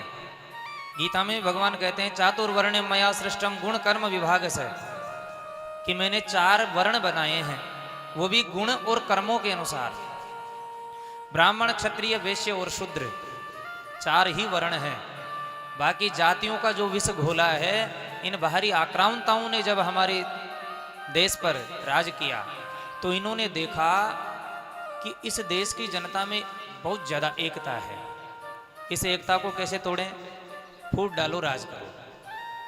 तो इन्होंने जातियों के रूप में हमारे सनातन धर्मियों को बांट दिया और उन्हीं में ऊंच नीच की दुर्भावना घोल दी, और वो जहर आज भी घुलता चला जा रहा है। क्योंकि कुछ लोग राजनीतिक लाभ लेने के लिए इसी जातिवाद का सहारा ले रहे हैं और अपनी राजनीतिक रोटियां इस पर सेक रहे हैं। बोलो राधे राधे, राधे राधे। अरे व्रत का पारण भी कर लिया होगा, कल तो एकादशी थी, आज तो एकादशी भी नहीं है। खूब भरपेट चकाचक माल पानी छान कर आए होंगे, तो जोर से बोलो फिर राधे राधे। राधे और राधा का नाम है राधा राधा राधा राधा। आप राधा को बोलते रहो, क्या निकलेगा? आधार। तो राधा जो है वो सबको आधार, आश्रय देने वाली परम शक्ति है। और राधे श्याम, इन्हीं में छुपे हुए हैं श्री राम। राधे का रा और श्याम का म, राम। एक ज्योति भवे द्विधा राधा माधव रूपकम। एक ज्योति के ही 2 नाम हैं, राधा और माधव, राधे श्याम। जैसे जल से लहर, जल से तरंग बहिरंग नहीं, जैसे दूध से सफेदी अलग नहीं, जैसे चांद से चांदनी अलग नहीं, जैसे सूर्य से किरण अलग नहीं, जैसे पानी से सरसता अलग नहीं, जैसे चीनी से मिठास अलग नहीं, उसी प्रकार श्याम से राधा अलग नहीं और राधे से श्याम अलग नहीं। इसीलिए तो कहते हैं ना कि राधा के बिना श्याम आधा। तो प्रेम से बोलो राधे राधे। तो सुखदेव जी कहते हैं कि भगवान रुक्मिणी से कहते हैं कि देवी, सदगृहस्थी का यही लक्ष्य है, यही परम लाभ है कि हंसते रूठते मनाते हुए प्रेम से जीवन यापन करना चाहिए। किसी भी प्रकार की कोई चिंता नहीं करनी चाहिए। लेकिन हम सबसे ज्यादा चिंतित इसी विषय में रहते हैं कि ना जाने अब क्या होगा, जीवन यापन कैसे होगा। अरे भाई, चिड़िया किसी के द्वार पर जाकर दाना मांगती है क्या कि आप हमें दाना दो? लेकिन फिर भी दाना उसे मिलता है, क्योंकि भगवान का संकल्प है 84 लाख योनियों में कोई सा भी जीव भूखे नहीं मरेगा। वो उसकी व्यवस्था अपने आप बनाकर भेजते हैं। लेकिन नीति और कर्म 2 उसके स्वच्छ होने चाहिए। भगवान का संकल्प है कि अधिक सुंदर होने से मुझे नहीं पा सकते। बाहरी सुंदरता से केवल बाहरी लोग वही रीझते हैं, भगवान तो मन की सुंदरता देखते हैं।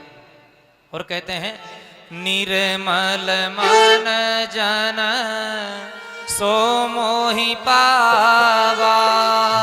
निर्मल मन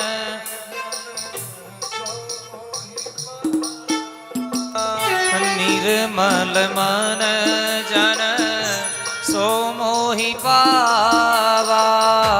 निर्मल मन जन सो मोहि पावा। मोहि कपट छल छिद्र न भावा। मोहि कपट छल छिद्र न भावा।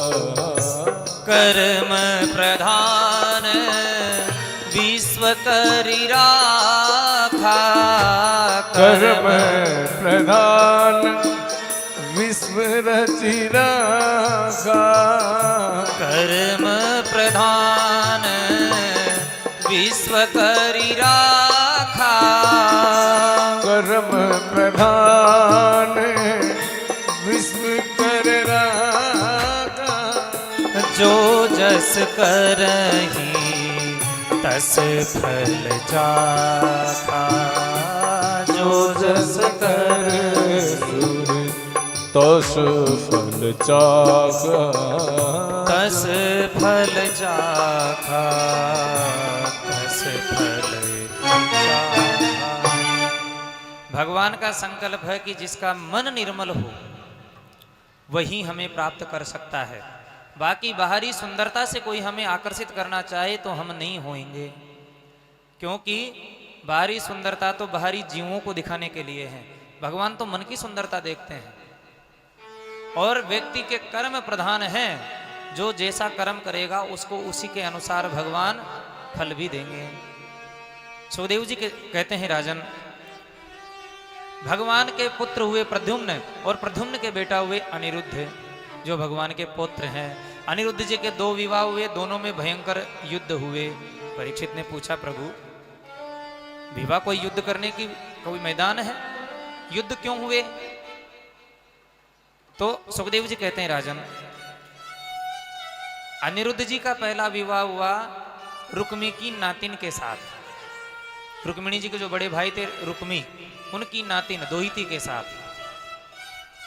दाऊ जी महाराज बाराती बनकर गए। अब बारातियों में और घरातियों में खेल की प्रतिस्पर्धा हुई, द्यूत क्रीड़ा हुई।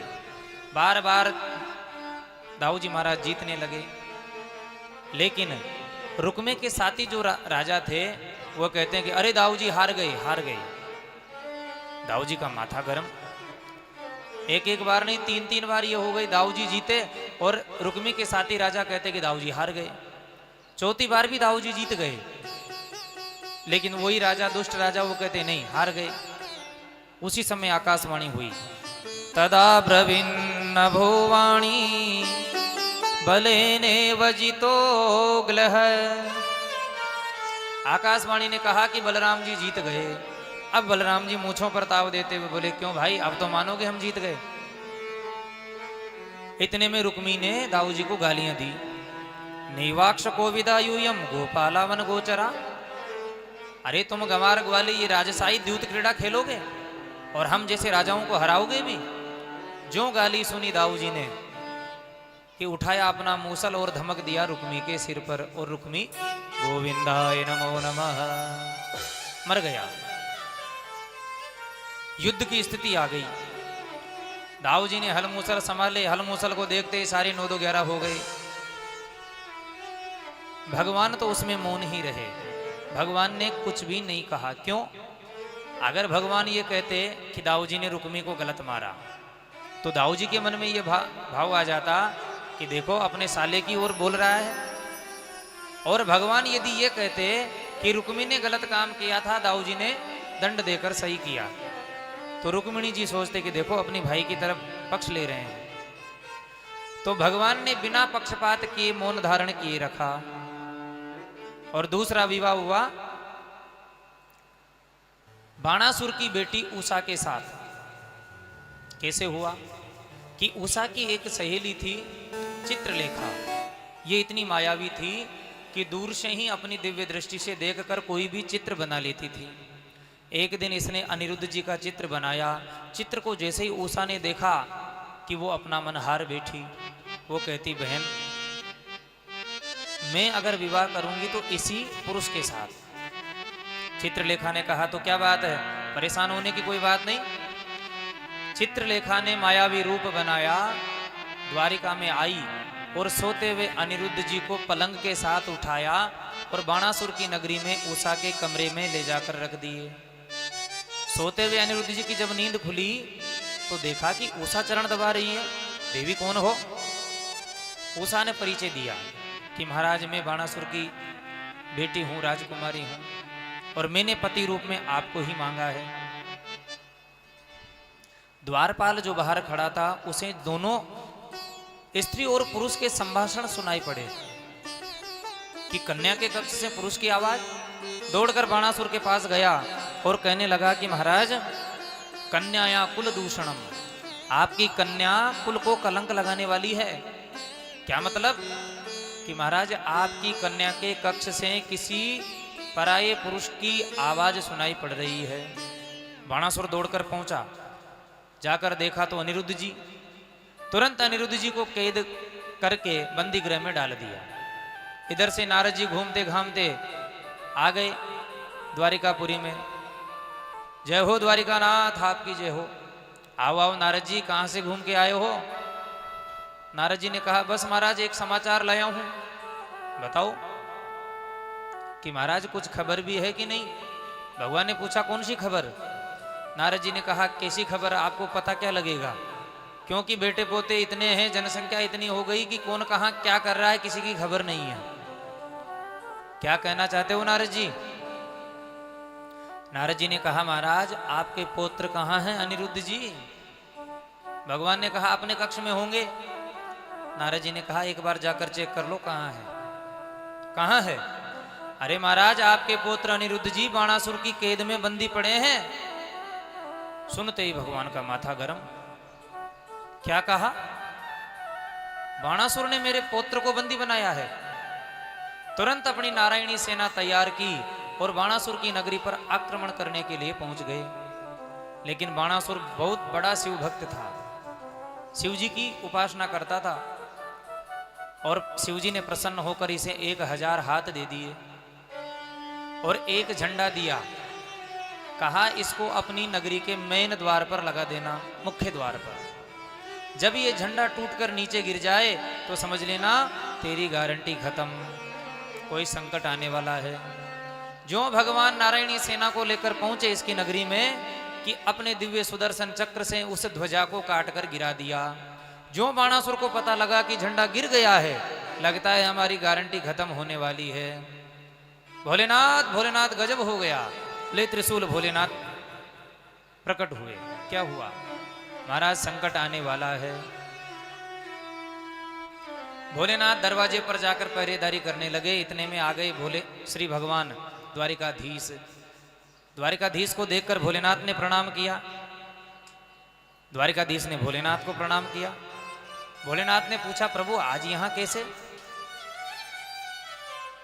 भगवान ने कहा कि बाणासुर ने मेरे पुत्र को बंदी बना रखा है, मैं उसको मुक्त करने के लिए और बाणासुर को दंड देने के लिए आया हूं।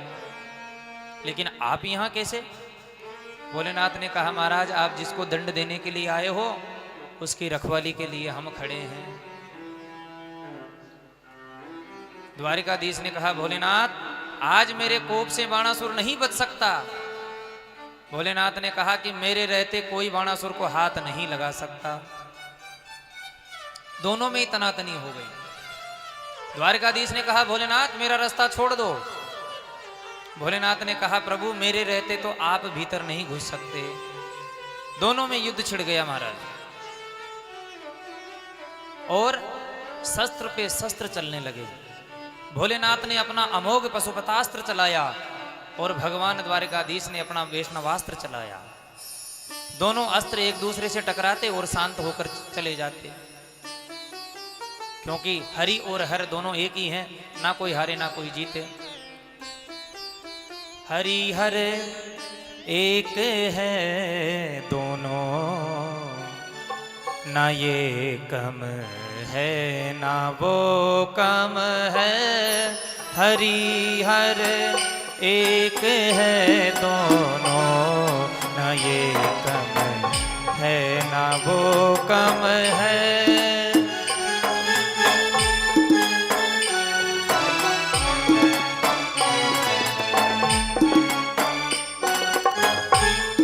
हरि हर एक है दोनों, ना ये कम है ना वो कम है।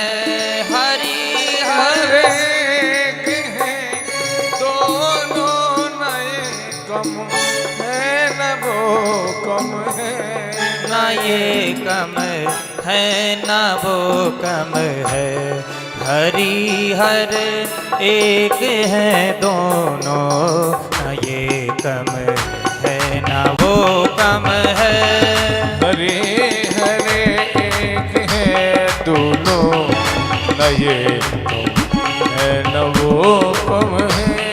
ये पीते प्रेम रस प्याला, वो भांग का प्याला ये पीते, प्रेम रस प्याला वो पीते, भांग का प्याला ये पीते प्रेम का प्याला वो पीते, भांग का प्याला वो पीते, भांग का प्याला। नशे में दोनों हैं रहते, नशे में दोनों हैं रहते, ना ये कम है ना वो कम है, हरे हरे एक है दोनों, हरे हर एक है दोनों, न ये है न वो कम है। रमा की बात ये माने, उमा की बात वो माने, रमा की बातें माने, उमा की बात वो माने, रमा की बात ये माने, उमा की बात वो माने, उमा की बात वो माने। पति अभिमान करने में, प्रिया का मान करने में, ना ये कम है ना वो कम है, हरि हर एक है दोनों, न ये है न वो कम है। हरि हर एक है दोनों, ना ये कम है ना वो कम है। हरे हर एक है दोनों, न ये कम है न वो कम है। इन्होंने सिंधु को डांटा, उन्होंने दक्ष सिर काटा, इन्होंने सिंधु को डांटा, उन्होंने दक्ष से काटा, इन्होंने सिंधु को डांटा, उन्होंने दक्ष सिर काटा, उन्होंने दक्ष सिर काटा। ससुर अपमान करने में, ससुर अपमान करने में, ना ये कम है ना वो कम है। हरे हर एक है दोनों, न ये कम है न वो कम है। हरे हर एक है दोनों, ना ये कम है ना वो कम है। हरे हर एक है दोनों, न ये कम है न वो कम है। ना ये कम है ना वो कम है, ना ये कम है न वो कम है। ना ये कम है ना वो कम है, ना ये कम है न वो कम है। बोल द्वारिकानाथ भगवान की, बोल शंकर भगवान की। नमः पार्वती पतये, हर हर महादेव शंभु। दोनों में खूब युद्ध हुआ, लेकिन कुछ निर्णय नहीं निकल पाया, क्योंकि दोनों एक दूसरे के पूरक हैं। ना तो कोई हार सकता है, ना कोई जीत सकता है। भगवान ने सोचा कि कब तक हम इनके चक्कर में पड़े रहेंगे, तो भगवान द्वारिकाधीश ने एक जृंभणास्त्र चलाया। जृंभणास्त्र जाकर जो महादेव के चरणों में लगा कि महादेव को जमाई आने लगी, उबासी, बार बार उबासी आने लगी। तो जब उबासी आती है तो चुटकी बजाते हैं, तो भोलेनाथ तो बार बार उबासी लेते रहे, चुटकी बजाते रहे। इतने में द्वारिकानाथ ने अपनी सेना को आदेश दिया और पतली गले से भीतर घुस गए और जाकर बाणासुर को अपने दिव्य सुदर्शन चक्र से उसके हाथों को काटने लगे। कटते कटते मात्र 4 हाथ उसके बचे, तो इसकी धाई माती कोटरा देवी ये निर्वस्त्र होकर भगवान की आंखों के सामने आ गई। भगवान ने आंख बंद कर ली। इतने में बाणासुर को भागने का रास्ता मिल गया, दौड़कर शिवलिंग से चिपक गया। इतने में भोलेनाथ आ गए। भोलेनाथ ने कहा, प्रभु मैं आपका दास हूं और ये मेरा दास है, तो ये आपका दासानुदास है प्रभु, तो कृपया एक मेरी भी एक स्वीकार कर लीजिए अर्जी। क्या? कि इसको अपने कोप से मुक्त कर दो। इतने में बाणासुर को भोलेनाथ ने इशारा दिया कि जल्दी कर, अनिरुद्ध को ले आ। बाणासुर गया और अनिरुद्ध को मुक्त करके लाया, साथ में अपनी बेटी का हाथ भी अनिरुद्ध को थमाया और भगवान से कहा, प्रभु ये रहा आपका पुत्र और ये रही आपकी पुत्र वधू, दोनों को स्वीकार करो। जैसे पुत्र वधू ने भगवान को द्वारिकाधीश को प्रणाम किया कि भगवान द्वारिकाधीश का सारा क्रोध कपूर की भांति उड़ गया। सुखदेव जी कहते हैं, राजन इस प्रकार से अनिरुद्ध जी के दोनों विवाह में भयंकर युद्ध हुए और भगवान अपने समस्त परिकर के साथ में स्वस्थ और आनंद के साथ रह रहे हैं। समय समय पर अपने बच्चों को घुमाने के लिए भी लेके जाते हैं, जैसे हम भी पिकनिक मनाने जाते हैं। तो एक दिन भगवान ने अपने सारे बच्चों को साथ में लिया और एक बगीचे में घुमाने के लिए ले गए। बगीचे में जाकर भगवान ने कहा कि भाई तुम प्रेम से खेलो, हम थोड़ी देर विश्राम कर लेते हैं। अब बच्चे एक गेंद से खेलने लगे। खेलते खेलते एक बच्चे ने गेंद को ठोकर मारी कि उस बगीचे में एक कुआं था, उस कुएं में वो गेंद जा पड़ी। जो बच्चों ने कुएं में देखा तो एक बहुत बड़ा विशाल गिरगिट वहां पर था। डर के मारे बच्चे भगवान के पास दौड़कर गए और भगवान से कहते हैं, प्रभु हमारी गेंद कुएं में गिर गई है और कुएं में बहुत बड़ा विशाल गिरगिट है। प्रभु जाकर पहुंचे और पूछा। जैसे ही गिरगिट को देखा, जो हाथ लगाया प्रभु ने कि हाथ का स्पर्श पाकर उस गिरगिट का शरीर छूट गया, उसमें से एक महापुरुष प्रकट हो गया। भगवान ने पूछा, कौन हो भाई? ये कहता है, महाराज नृगो नाम नरेंद्रो हम इक्ष्वाकुतनये प्रभो दानी स्वाख्याय माने सो यदि ते करणमस्पृशम। अरे महाराज आपने मेरा नाम नहीं सुना?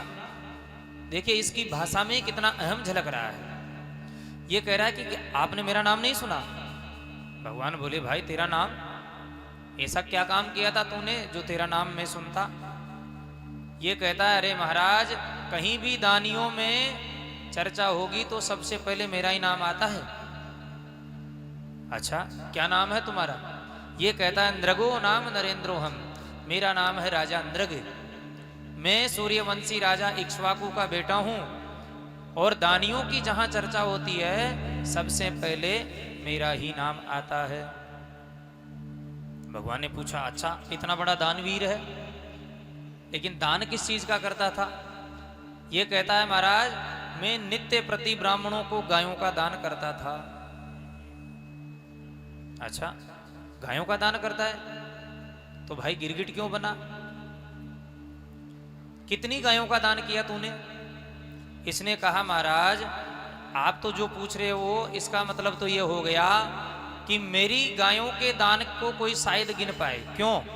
क्योंकि कोई तो ये पूछे कि बरसात में कितनी बूंदें धरती पर गिरी पानी की, कोई गिन सकता है? कोई ये पूछे कि आकाश में कितने तारे हैं, कोई नहीं गिन सकता। कोई ये कहे कि कितने इस धरती पर धूल के कण हैं, कोई गिन सकता है? नहीं। उसी प्रकार महाराज मैंने कितनी गायों का दान किया है, शायद इनको कोई गिन सके लेकिन मेरी गायों के दान को कोई गिन नहीं सकता। भगवान बोली, अच्छा इतना बड़ा दानवीर है तो गिरगिट क्यों बना? लगता है तूने मरियल 1.5 हड्डी गायों का ही दान किया होगा, जो किसी काम की ना रहे उसे पंडित जी को दान कर दो।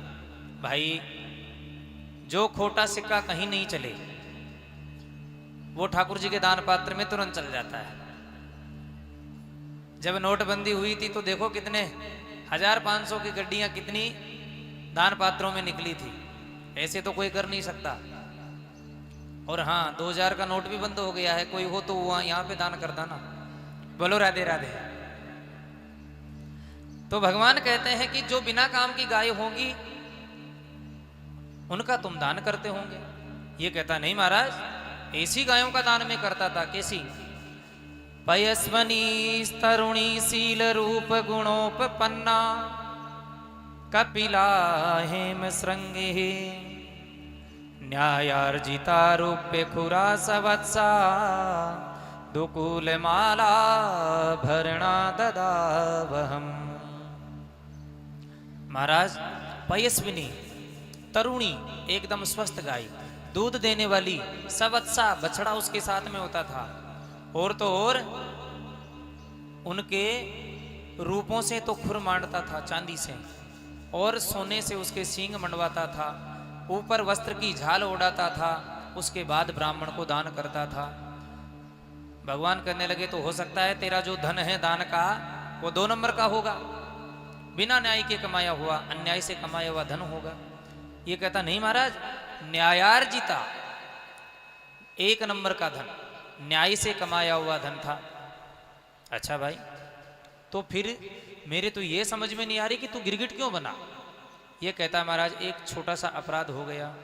क्या? कि मैंने एक पंडित जी को गाय का दान किया। पंडित जी गाय लेकर चले गए। रात्रि में वो गाय पंडित जी के घर से निकलकर मेरी गौशाला में आकर मिल गई।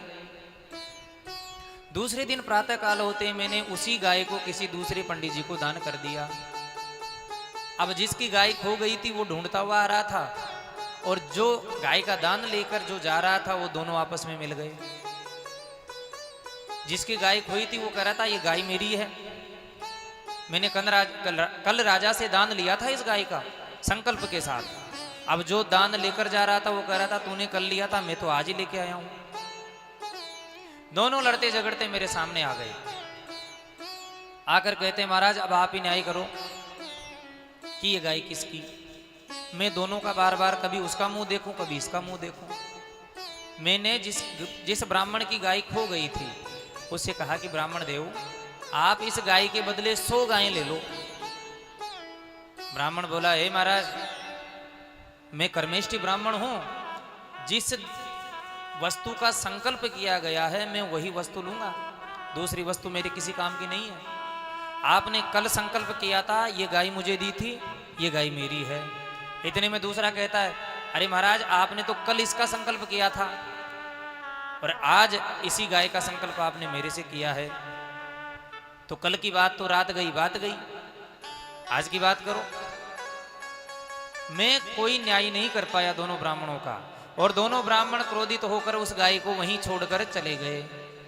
मेरा जब देहांत हुआ मैं धर्मराज की अदालत में पेश हुआ।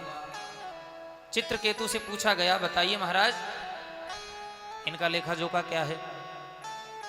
उन्होंने बताया कि